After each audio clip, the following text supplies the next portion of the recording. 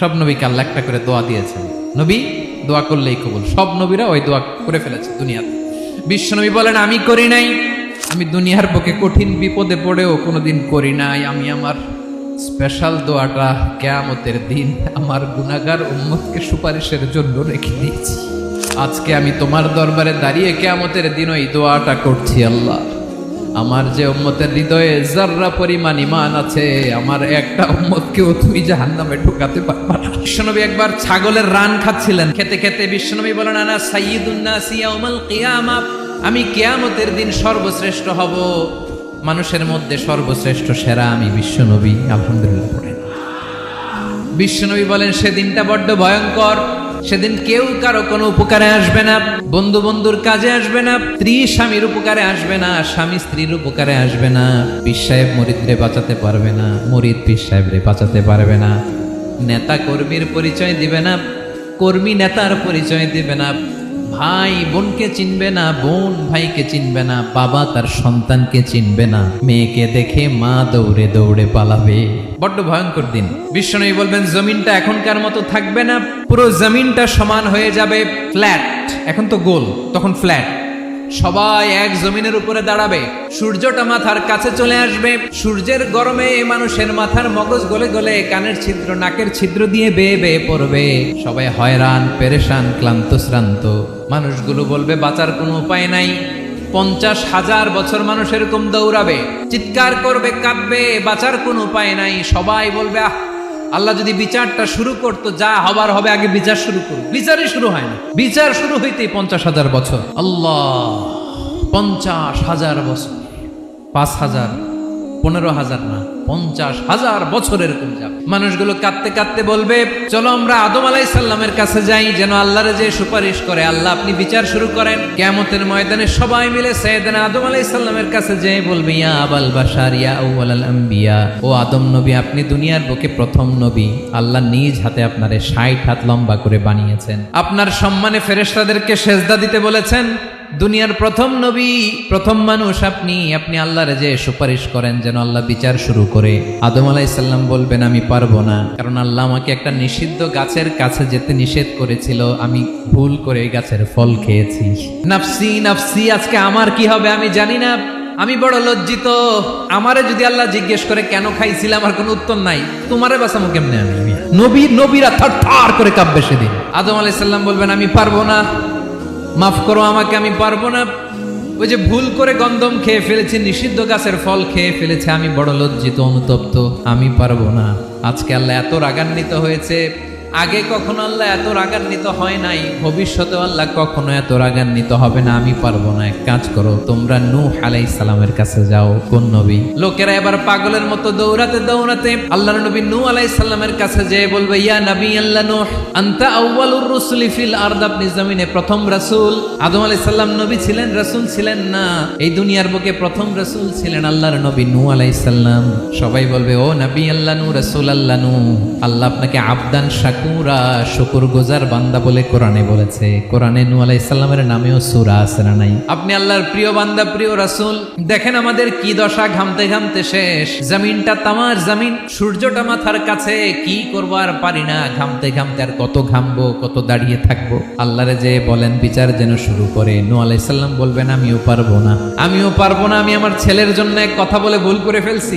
যখন মহাপ্লাবন হবে আমি বললাম আল্লাহ আমার কলিজার টুকরা সন্তান রে বাঁচান। আল্লাহ বললেন ও নূহ সে তোমার সন্তান না, কারণ সে ঈমান আনে নাই, সে পাহাড়ের উপর দাঁড়িয়েছে, দেখি কেমনে সে বাঁচে। ওই যে আমি একটা না বুঝে আবদার করেছি, আল্লাহ আমার উপর রেগে গিয়েছিলেন। আজকে আল্লাহ ওই ব্যাপারে যদি আমারে প্রশ্ন করে, আমার কোনো জবাব নাই, আমি পারবো না, মাফ করো। তোমরা সবাই মিলে আল্লাহর খালিল ইব্রাহিম আলাইহিস সালামের কাছে যাও। লোকগুলো পাগলের মতো খুঁজতে আরম্ভ করবে, অযুত লক্ষ নিযুত কোটি মানুষের ভিড়ে আল্লাহর খালিল ইব্রাহিমকে যে বলবে ইয়া খালিলুল্লাহ, ও আল্লাহর খালিল, আল্লাহ আপনাকে বড্ড ভালোবেসেছেন, আপনি কাবা বানিয়েছেন, আল্লাহ আপনাকে বড্ড পছন্দ করেন। দেখেন আমাদের কি অবস্থা, আপনি যে আল্লাহর কাছে সুপারিশ করেন যেন আল্লাহ আজকে বিচার শুরু করে। আল্লাহর নবী ইব্রাহিম বলবেন আমিও পারবো না, আমি আমার জীবদ্দশায় 3টা মিথ্যা বলেছি। কয়টা? আসলে মিথ্যা না, একটু টুইস্ট করে কৌশল করে কথা বলেছিলেন, ওইটাকে হাদিসে মিথ্যা বলা হয়েছে। আমি জীবনে 3টা মিথ্যা বলেছি, জীবন বাঁচানোর তাগিদে কৌশল করে 3টা কথা বলেছি। আজকের এই কঠিন ময়দানে আল্লাহ যদি ওই 3টা কথার ব্যাপারে জিজ্ঞেস করে, লজ্জায় আমি মাথা দেখাতে পারবো না, আমিও পারবো না। আজকে আল্লাহ এত রেগে আছে, আগে কখনো এত রাগে নাই, পরেও রাখবে না। তোমরা সবাই মিলে বনি ইসরাইলের নবী মুসা আলাইহিস সালামের কাছে যাও। সবাই এবার যাবে মুসা আলাইহিস সালামের কাছে, যেয়ে বলবে, ইয়া নবী আল্লাহ মুসা, আপনি ছিলেন কালিমুল্লাহ, আল্লাহর সাথে সরাসরি কথা বলতেন। রব্বুল আলামিন আপনাকে তাওরাত কিতাব দিয়েছেন, আপনি যে একটু সুপারিশ করেন। আল্লাহর নবী মুসা বলবেন, মাফ করো, আমিও পারবো না। আমি দুনিয়ার বুকে ভুল করে একটা মানুষকে মেরে ফেলেছি। আমি মারছিলাম আদব শিক্ষা দেওয়ার জন্য এক থাপ্পড়, এই থাপ্পড়ে যে ওই লোক মরেই যাবে আমি জানতাম না। আজকে আল্লাহ যদি জিজ্ঞেস করে কেন মারলা, জবাব আছে। ওই লজ্জায় আমি অনুতপ্ত, আমি পারবো না, আমার এই কথা বলো না। আজকে আল্লাহ বড্ড রেগে আছে, আমি পারবো না। তোমরা আল্লাহর নবী ঈসা আলাইহিস সালামের কাছে যাও। কিয়ামতের ময়দানে মানুষগুলো পাগল পাড়া হয়ে আল্লাহর নবী ঈসা আলাইহিস সালামের কাছে যাবে, যে বলবে, নবী ঈসা আপনি রূহুল্লাহ, বাবা ছাড়া আল্লাহ আপনাকে বানিয়েছেন, ইনজিল কিতাব দিয়েছেন, মৃত মানুষকে আপনি জীবিত করতে পারতেন। আজকের এই কঠিন বিপদের দিনে আপনি আমাদের সাহায্য করেন। আল্লাহর কাছে যে বলেন যেন বিচার শুরু করে। ঈসা আলাইহিস সালাম বলবেন, আমিও পারবো না। ইন্নী উবিদতু মিন দুনিল্লাহ, আমার উম্মত খ্রিস্টানেরা আল্লাহরে বাদ দিয়ে আমি ঈসার ইবাদত করেছে। আমার মা ম্যারি আর আমাকে ডাকতো জেসাস ক্রাইস্ট, আমার ইবাদত করেছে। যদিও আমি আমার ইবাদত করতে বলি না, ঈসা আলাইহিস সালামও ইবাদত করতে বলেছেন একজনের, তিনি কে? আল্লাহর নবী ঈসা আলাইহিস সালাম বলবেন, আমিও পারবো না। আজকে আল্লাহ অনেক রেগে আছে, আমি পারবো না। তবে একটা পরামর্শ দিতে পারি, একটা সাজেশন দিতে পারি। আজকের দিনে এই কঠিন মুসিবতের কালে, এই কঠিন সময়ে কেউ আল্লাহর দরবারে দাঁড়িয়ে একটা টু শব্দ করার ক্ষমতা কারো নাই, একমাত্র আখিরি জামানার পয়গাম্বর বিশ্বনবী মুহাম্মদুর রাসূলুল্লাহ ছাড়া। মানুষগুলো এবার আগুনের মধ্যে পানি দিলে যেমনি আগুন নিভে যায়, দাউ দাউ করা হৃদয়ে জ্বলন্ত আগুন তাদের ঠান্ডা হবে। কিয়ামতের ময়দানে ওই বিভীষিকাময় সময়ে, মুসিবতের কালে মানুষগুলো পাগল হয়ে বিশ্বনবীকে খুঁজতে আরম্ভ করবে।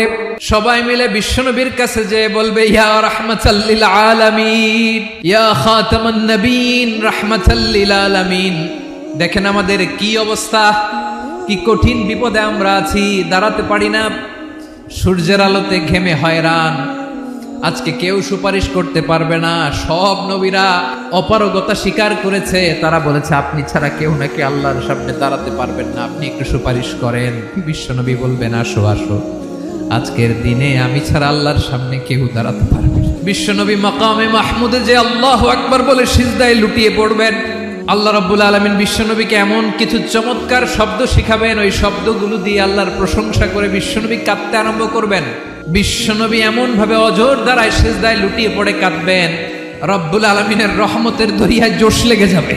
রব্বুল আলামিন এই দৃশ্য থেকে সহ্য করতে পারবেন না। রব্বুল আলামিন বলবেন, ইয়া মুহাম্মদ ইরফা রাসাক, ও নবী আপনি মাথা তোলেন, মাথা তোলেন, আপনার কান্না আমি সহ্য করতে পারি না। নবী আপনি মাথা তোলেন, সাল তুতা, আজকে আপনি যা চাবেন তাই দেব। নবী আপনি সিজদা থেকে মাথা তুলেন, সাল তুতা। বিশ্বনবী এবার মাথা তুলবেন। যে বিভীষিকাময় সময়ে প্রত্যেক নবী বলেছেন আমি পারবো না, প্রত্যেক নবী বলেছেন নফসি নফসি, আমার কি হবে আমি জানি না, আল্লাহ আমারে বাঁচাও।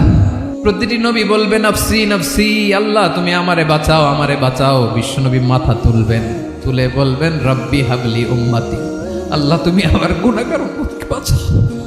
এই দুনিয়ার বুকে রব্বুল আলামিন সব নবীকে একটা করে দাওয়া মুস্তাজাবা দিয়েছেন, মানে যে দোয়া করলে কবুল হয়ে যায় সাথে সাথেই। দাও বিহা, দুনিয়ার সব নবীরা ওই দোয়াটা দুনিয়ায় করে ফেলেছে। সব নবীকে আল্লাহ একটা করে দোয়া দিয়েছেন, নবী দোয়া করলেই কবুল। সব নবীরা ওই দোয়া করে ফেলেছে দুনিয়াতে। বিশ্বনবী বলেন আমি করি নাই। ওয়া ইন্নী আখতাবিউ দাওয়াতি শাফাআতান লি উম্মতি ইয়াউমাল কিয়ামাহ, আমার ওই স্পেশাল দোয়াটা আমি দুনিয়ার বুকে কঠিন বিপদে পড়েও কোনোদিন করি নাই। আমি আমার স্পেশাল দোয়াটা কিয়ামতের দিন আমার গুনাহগার উম্মতকে সুপারিশের জন্য রেখে দিয়েছি। আল্লাহ বলবেন নবী ইরফা রাসাক, মাথা তোলেন, আর কাঁদবেন না। বিশ্বনবী মাথা তুলবেন। আল্লাহ বলবেন সাল তুতা, আপনি যা চাবেন তাই দেব। ওয়াশফা তুশাফা, সুপারিশ করেন, সুপারিশ কবুল করব। বিশ্বনবী বলবেন আল্লাহ ওই স্পেশাল দোয়াটা দুনিয়াতে করি নাই, আজকে আমি তোমার দরবারে দাঁড়িয়ে কিয়ামতের দিন ওই দোয়াটা করছি। আল্লাহ আমার যে উম্মতের হৃদয়ে যাররা পরিমাণ ঈমান আছে, আমার একটা উম্মতকেও তুমি জাহান্নামে ঢোকাতে পারবা না। বিশ্বনবী পাগলের মতো একবার হাউজে কাউসারে যাবেন, একবার সিরাতে যাবেন, একবার পুলসিরাতের দিকে, একবার হাউজে কাউসারের দিকে পাগলের মতো দৌড়াতে থাকবেন, তার কোনো গুনাহগার উম্মত যাতে জাহান্নামে ঢুকে না যায়।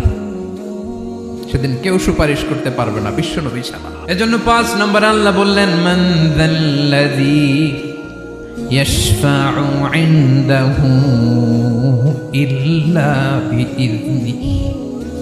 কার সাহস আছে, কার এত বড় বুকের পাটা কিয়ামতের কঠিন দিন আল্লাহর সামনে দাঁড়িয়ে সুপারিশ করবে? কারো ক্ষমতা নাই।